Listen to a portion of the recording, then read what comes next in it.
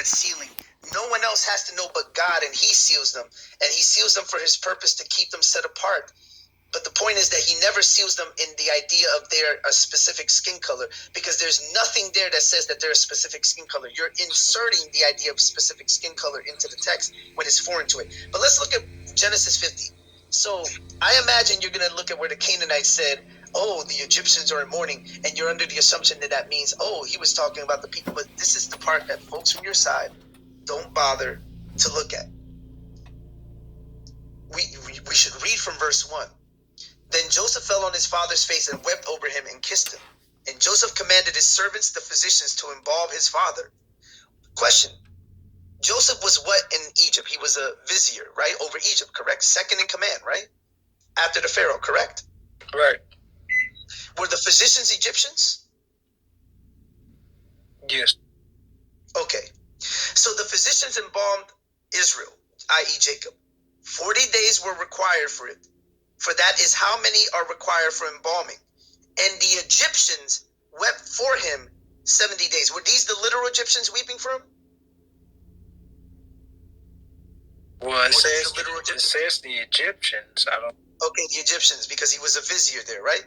So we should expect that if he was a very high-ranking official, Joseph, the people, his father, Jacob, they're going to weep for him because they have great respect for Joseph, correct? Correct. Okay. And when the days of weeping for him were past, Joseph spoke to the household of Pharaoh. He spoke to who? The household of Pharaoh, saying, if now I have found favor in your eyes, please speak in the ears of Pharaoh, saying, my father made me swear, saying, I am about to die in my tomb that I have hewed out for myself in the land of Canaan. There you shall bury me. Now, therefore, let me please go up and bury my father, then I will return. And Pharaoh answered, go up and bury your father as he made you swear. So Joseph went up to bury his father, and with him went up all the servants of Pharaoh and the elders of his household and all the elders of the land of Egypt. There was a whole mess of Egyptians. There were more Egyptians than there were Israelites, as well as all the household of Joseph, his brothers and his father's household. Only their children, their flocks, and their herds were left in the land of Goshen. And there went up with him both chariots and horsemen, and it was a very great company, made up of probably 98% Egyptians. No, probably 99% Egyptians, and the 1% were probably them, the 12 sons, which would include Joseph. So that means only 12 of those people would have been Israelites, and the other vast, overwhelming majority were Egyptians. 12. They went into Egypt 70. When they came to the threshing floor of Atad, which is beyond the Jordan, they lamented there with a very great and grievous lamentation. And he made a mourning for his father 7 days. When the inhabitants of the land, the Canaanites, saw the mourning on the threshing floor of Atad, they said, this is a grievous mourning by the Egyptians. By the Egyptians. The same Egyptians that went up in great numbers. Can I ask you a question? Go ahead. The Canaanites were black people in your worldview too, right? Yeah. All these people in your worldview look like Bantu Africans. How the heck did the Canaanites even know that these were Egyptians if they look just like them? Bruh. How would they even know if they look exactly like them? Because they would know they traveling near Egypt. They're traders. They know they're going to Egypt now. So the question is, if they all look alike and they can't tell the difference between each other, how the heck are they going to be able to just spot the Egyptians and say those are the Egyptians? How did they not say, oh, this is our people? That's what should be said. Since the Canaanites are black, the Egyptians are black, the Israelites are black, the Moabites are black, the Edomites are black, everybody's black except for maybe, depending on the way Hebrew Israelite you talk to, Esau, who's also a Semite, or Japheth, according to other Hebrew Israelites. But how dumb does that seem? The Canaanites saw them, and they looked at them, and they said, oh, the Egyptians. Well, question, who are the majority people there? May I speak? No, I'm asking you, who are the majority people there? Egyptians or Israelites? The Egyptians. This was an Israelite death, so they was at the center. So can I ask you a question? Are all Semitic people black? No. Okay. Okay, they're not all black. So then it had nothing to do with the Israelites so-called resembling the Egyptians, because according to your worldview, the Canaanites resembled the Egyptians, and the Canaanites knew how to make a distinction between the Egyptians. May I just say this? In themselves. If they were I mean, white, this is not a good argument. This is a terrible argument. Let me just say my piece, because I haven't said anything on the matter. Okay, sure. If they were white, they would have stuck it out like a sore thumb. Who says they were white? Well, wait. Stop a second. Why would you assume that if they're not black, they must be white?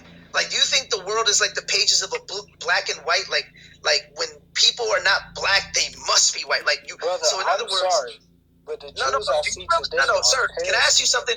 Do you understand how ignorant what you just said is? Brother, I'm sorry.